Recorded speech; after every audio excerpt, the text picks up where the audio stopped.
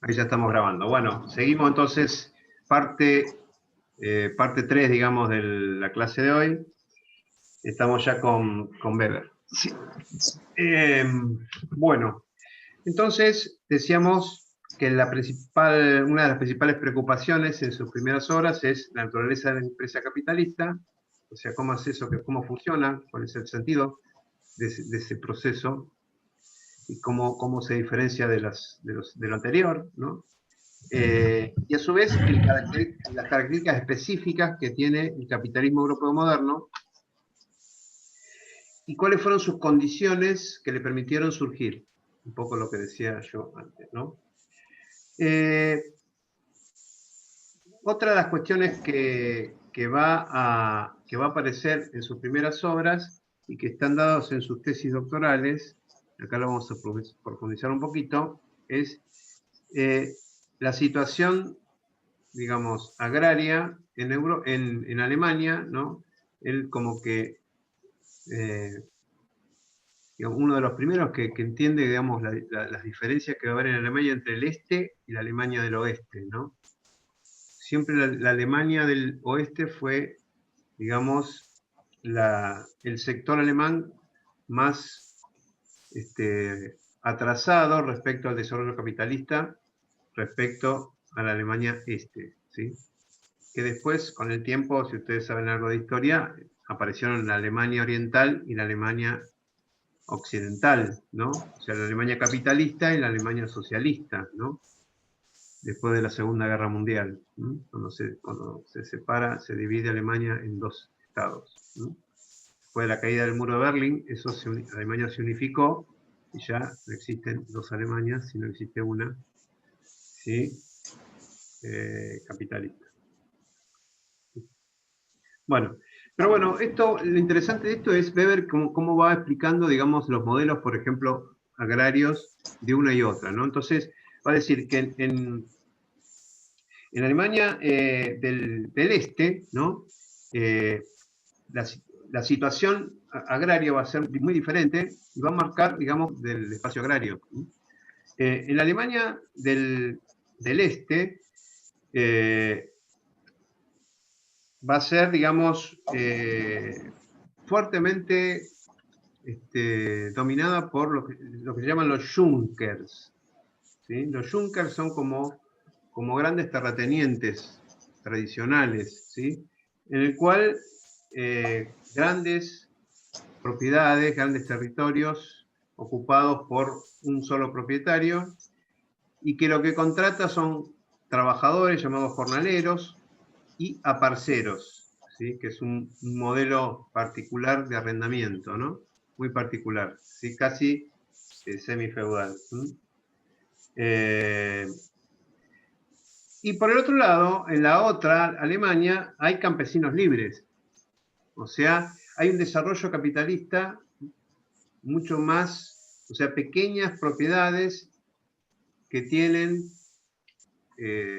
más dividida la propiedad, más adaptada al modelo de desarrollo capitalista, ¿sí? Y después el otro tema que va a también desarrollar en esta primera etapa es cómo funciona el capital financiero. Que en Alemania, básicamente, ¿no? Pero, bueno, y este tema, fíjense, en el movimiento marxista también va a ser un tema que va a empezar, o sea, era un tema de época también, ¿no? O sea, aparece el capital financiero como parte del desarrollo capitalista y comienza a preocupar, ¿no? De cómo funciona este capital financiero separado, en la unidad entre el capital bancario y el capital productivo, ¿sí? En sus orígenes, eso generó lo que se llama el capital financiero, ¿no? Y lo que va a ir generándose es esa autonomización, mejor dicho, entre lo que es el capital productivo y el capital financiero como dos cosas totalmente paralelas, ¿sí? Que es lo que hoy vivimos, ¿no? Un capital financiero que tiene su propia lógica diferente al capital productivo. Esas son las grandes dificultades que hoy tiene el capitalismo actual, ¿sí? Profe, Sí. ahí me avisó Jessica que estaba acá conectada, pero salió de la reunión porque tuvo que reiniciar la compu. Bueno, Seguramente Sora la puede acomodar por la duda que va a entrar. cuando ella me pide, yo lo veo acá y la admito. Cuando ella pueda, no Bueno, hay problema. Vamos a seguir con la clase porque si no, lamentablemente, bien. Bueno, esos son los temas que preocupan en sus inicios, ¿no? A Weber. Por ahora no se ve la cuestión esta de la sociología de la religión, que va a ser una preocupación posterior. Lo vimos recién en la línea de tiempo, ¿no? Bien. La pregunta ahora es, ¿qué mirada tiene Max Weber respecto a la relación entre las ideas y los intereses materiales? Y acá aparece una diferencia importante respecto a la concepción de Marx, ¿sí? Una de las diferencias más importantes. ¿Cuál es? Es que para Weber no son las condiciones materiales de vida las que van a construir en la base de la conciencia, ¿no? O sea, lo que nosotros cuando vimos la ideología alemana veíamos eso, ¿no? O sea que la práctica, la conciencia es el ser consciente, ¿no? El ser consciente es el sujeto que actúa, que realiza su vida, y eso lo construye como sujeto, como conciencia, ¿no? Bueno, en el caso de Weber va a decir, no son los intereses materiales los que van a influenciar en el sujeto, sino que son sus ideas, sus valores. Por eso habla de la ética protestante y el espíritu del capitalismo. Porque son estas ideas, estos valores del protestantismo y un determinado grupo protestante es el que va a predominar, pero vamos a ver, ¿sí? Son los que generan las transformaciones, los cambios. O sea, el capitalismo surge porque se consolida un modelo de idea y de valores que van a empezar a predominar en el sector más moderno de la economía. Para lo cual después él lo va a explicar de manera estadística, o sea, va a trabajar sociológicamente sobre eso, sobre esa concepción. Esa hipótesis la va a explicar de manera con trabajo de campo, con trabajos concretos, ¿sí? Estadísticos, también. Entonces, dice que hay una relación causal en un solo sentido, o sea, que son las ideas y los valores los que van a determinar las condiciones materiales de vida. ¿Sí? Esa es la primera cuestión importante en Max Weber. ¿Sí? Ustedes tienen que saber diferenciar esa concepción, la de Max Weber, respecto a la de Marx. ¿Sí? Tienen que saber explicar la diferencia.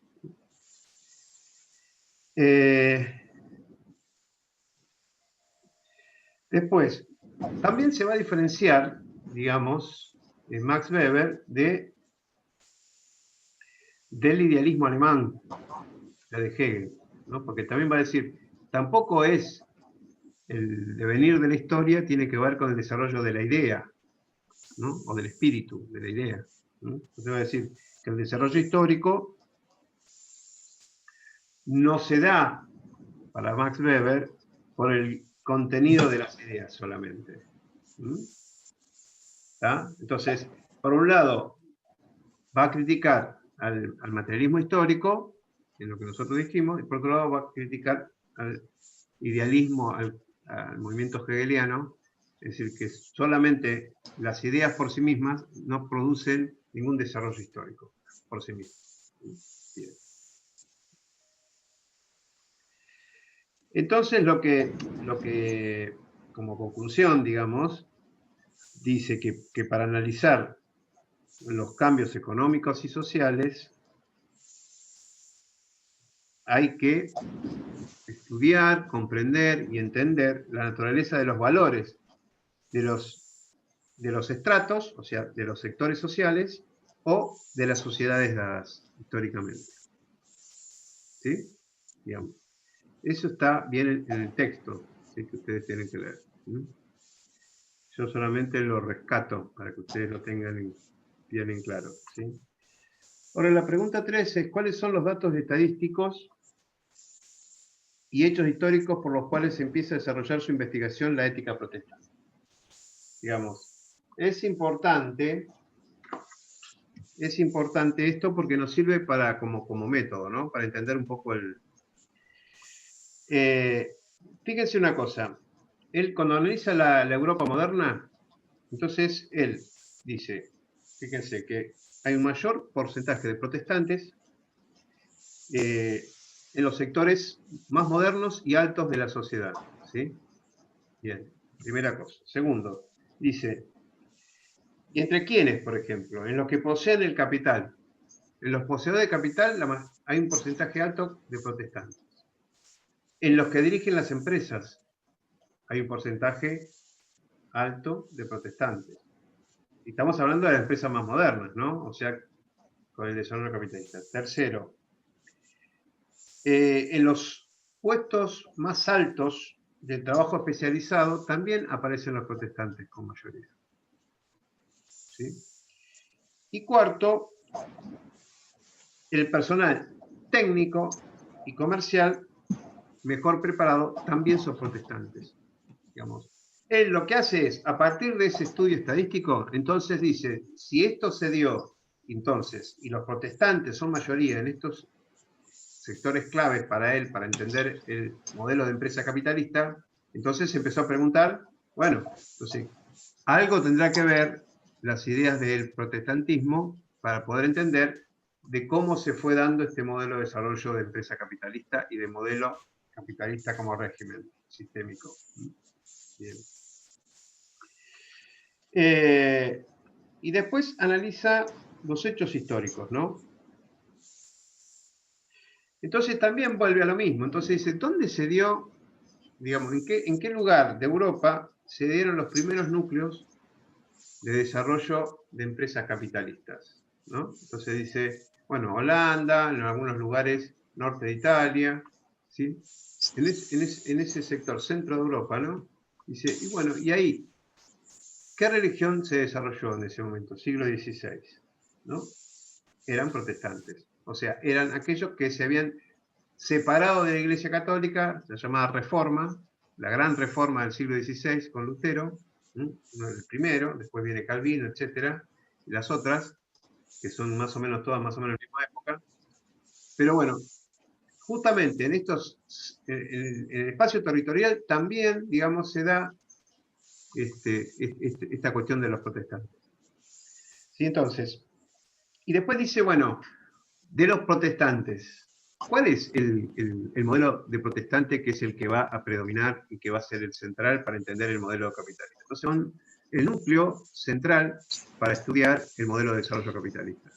No todos los protestantes, sino los calvinistas. Para lo cual, él lo que hace es analiza, hay dos características que lo hacen, dice que lo hacen ser característico y lo vincula con el proceso productivo. Uno es que los calvinistas tienen una fuerte disciplina rigurosa en todos los ámbitos de la vida. O sea, lo que caracteriza a los calvinistas es que para poder lograr la salvación tienen que ser muy disciplinados en una ética, en una moral y una ética muy determinada en todos los ámbitos, en la casa, en el trabajo, ¿sí? Básicamente. Y el éxito va a ser determinante en función de las posibilidades de salvación. ¿Sí? Entonces, para tener éxito hay que sacrificarse, hay que tener una vida rigurosa, austera, bien.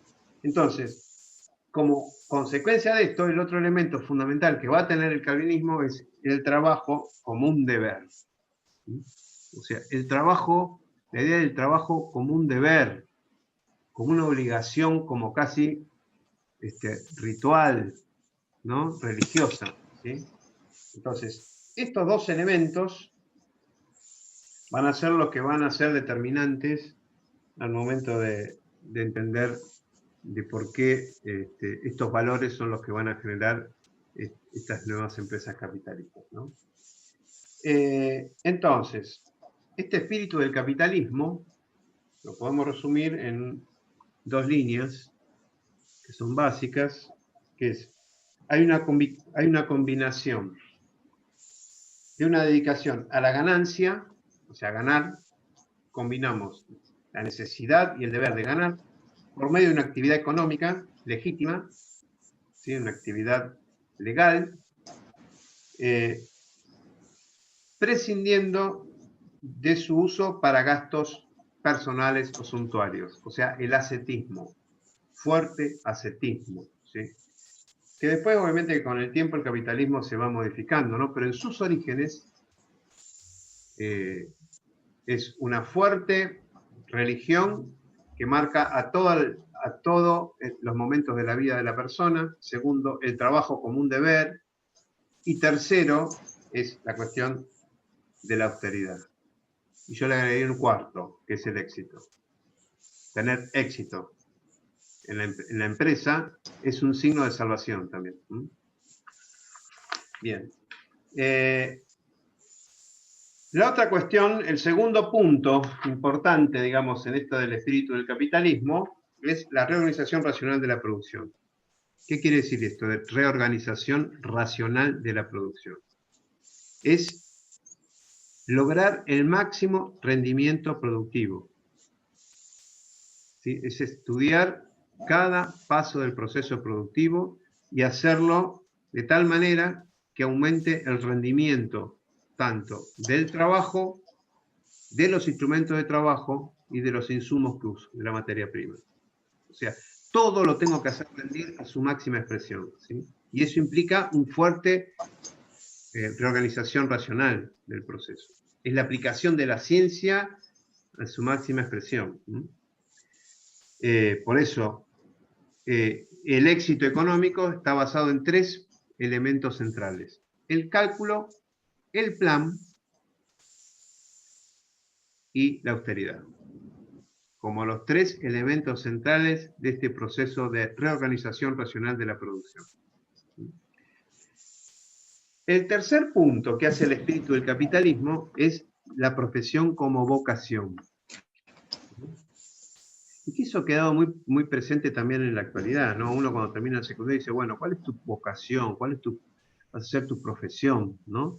O sea, que para los protestantes, esta idea de profesión-vocación tiene que ver con cumplir el deber para con Dios, un deber para con Dios, por medio de la gestión moral de su vida para cada día.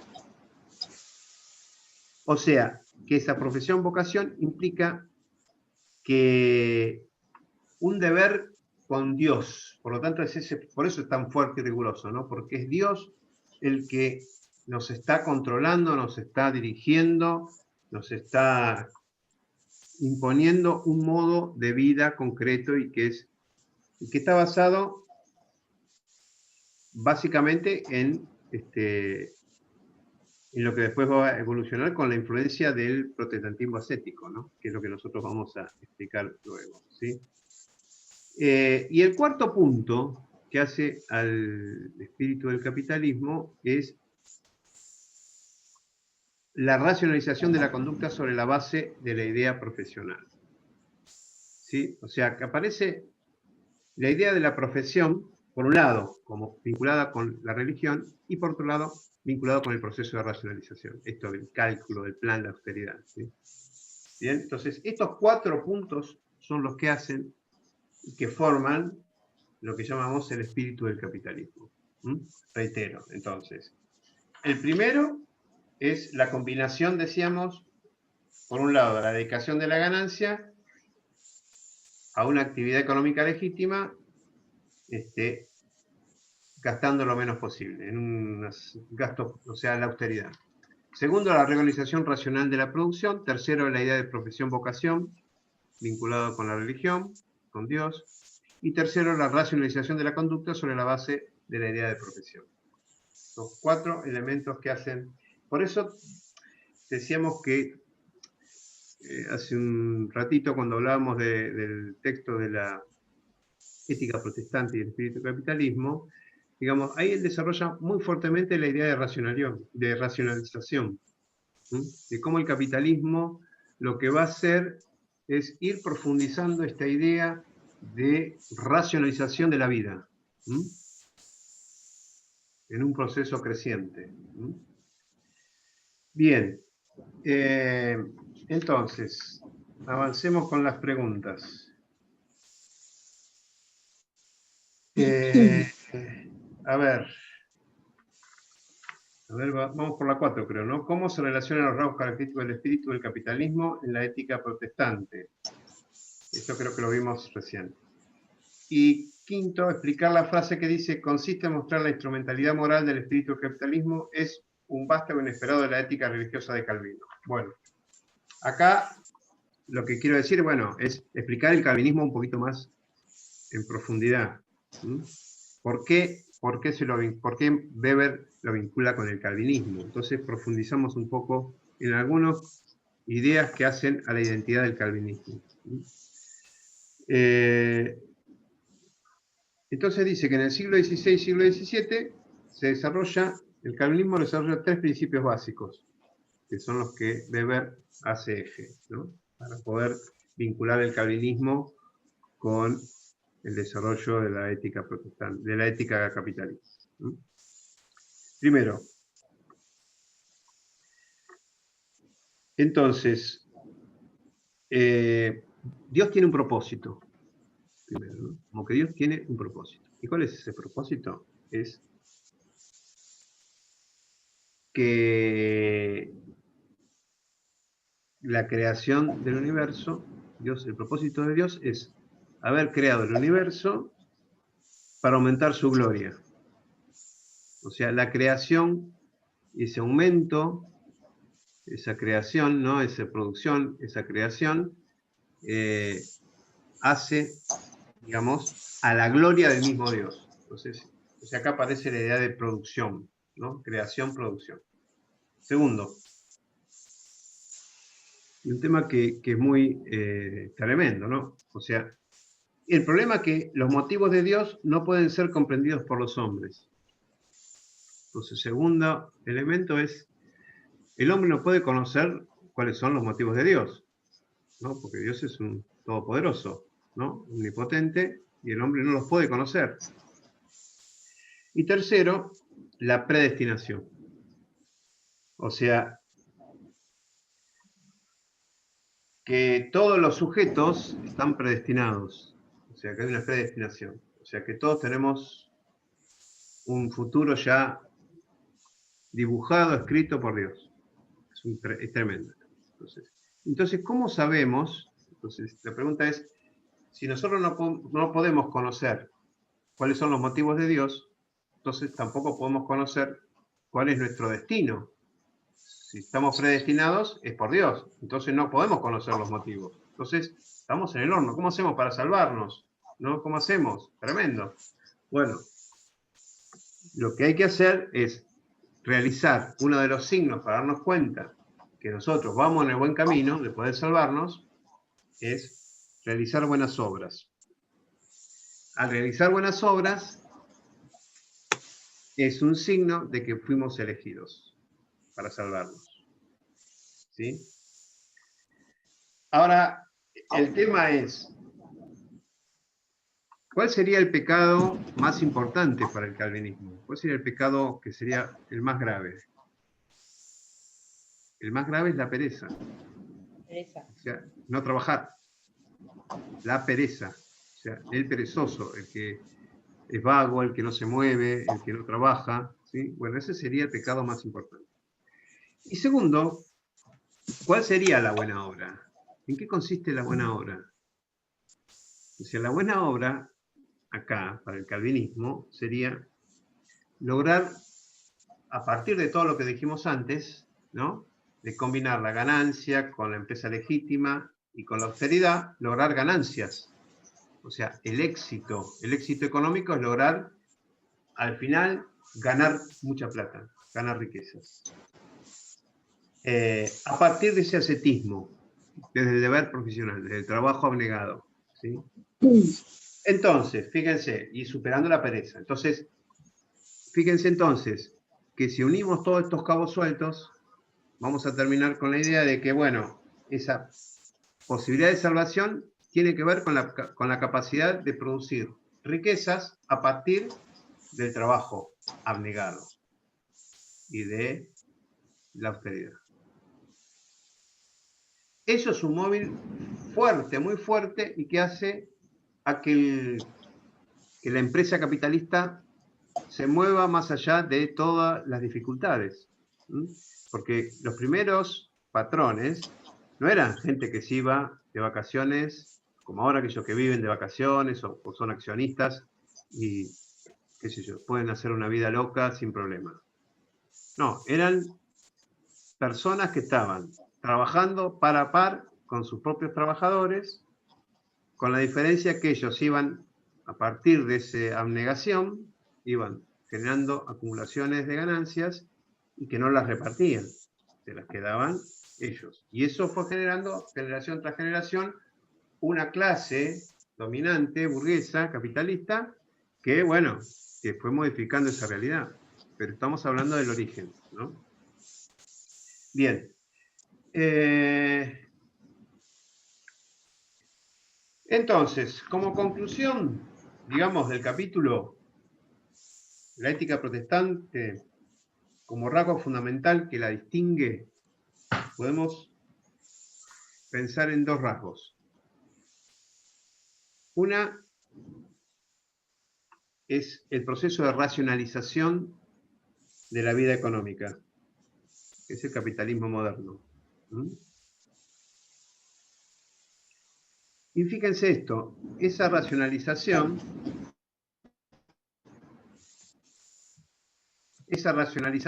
¿no?, de la vida económica está relacionada con opciones valorativas y racionales. Fíjense. ¿Sí? O sea, esos que son valores, que no son racionales, decíamos, ¿no? Estos valores de la ética calvinista. Y el segundo rasgo fundamental, acá, es idealismo histórico ingenuo. O sea, ¿qué quiere decir esto?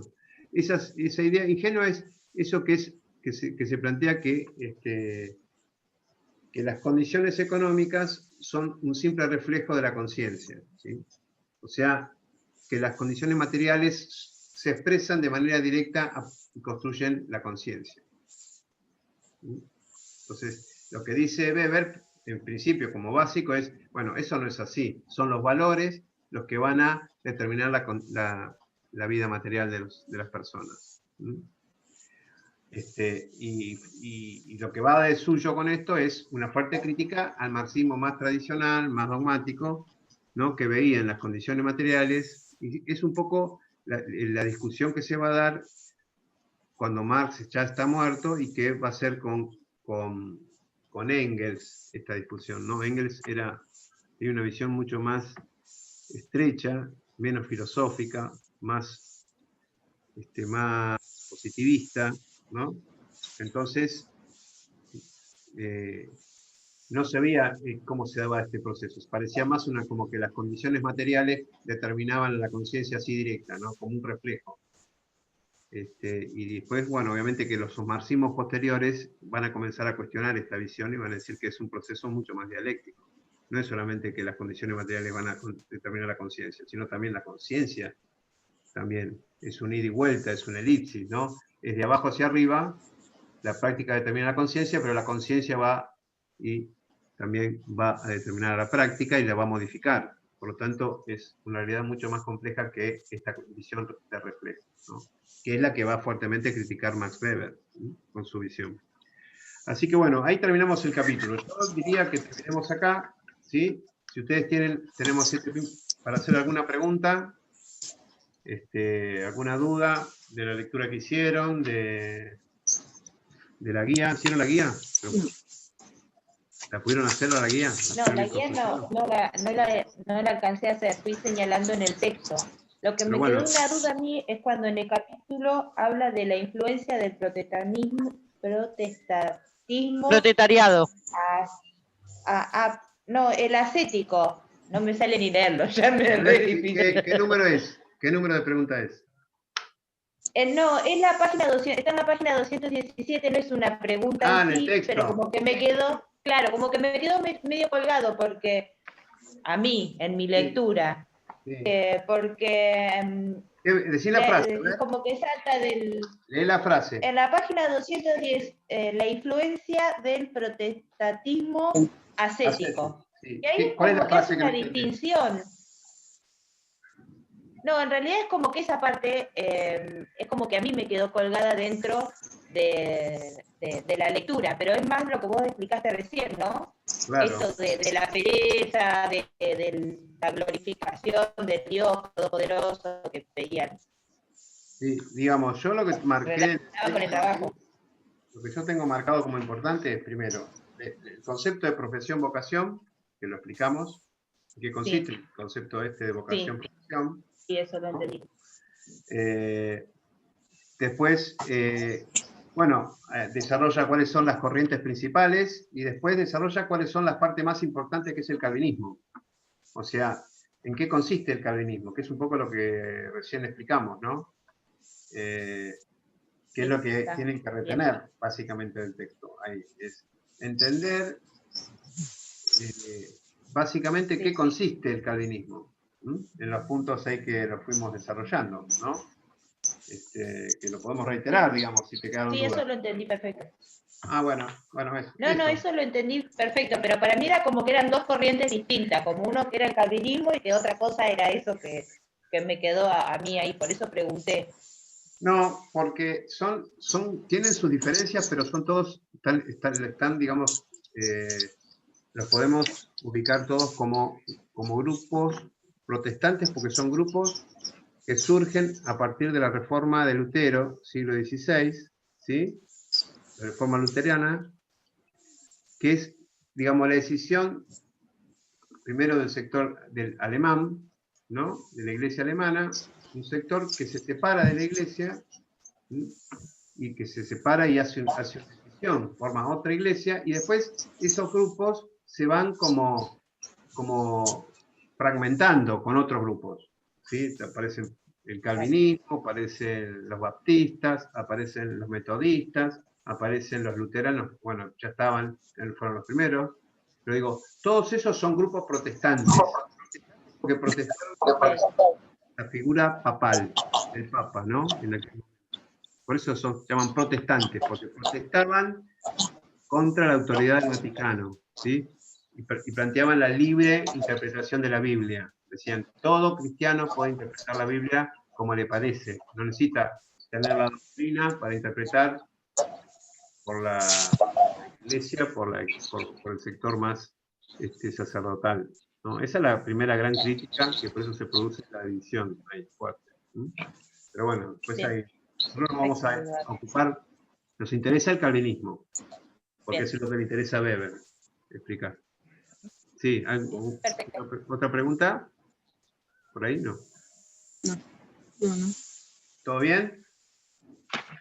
Entonces nosotros vamos a retomar la clase que viene a partir de la pregunta 6. ¿Sí? De las 6 a la 22 tenemos que desarrollar. ¿Sí? Yo lo que les pido es traten de trabajar, aunque sea en el texto, marcar en el texto dónde les parece que están las respuestas.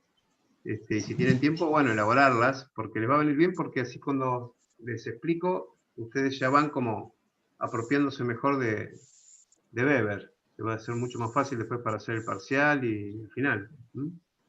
Digo, como método de estudio, te digo, ¿no? Como, si pueden, métanle. Sí. ¿Listo? Entonces, ¿terminamos acá? Bueno, profe, muchas gracias. Genial. Gracias, profe. Nos vemos el martes, gracias. Bueno, nos vemos el Gracias. martes. Suerte. Chao. Gracias. Chao, profe. Chao.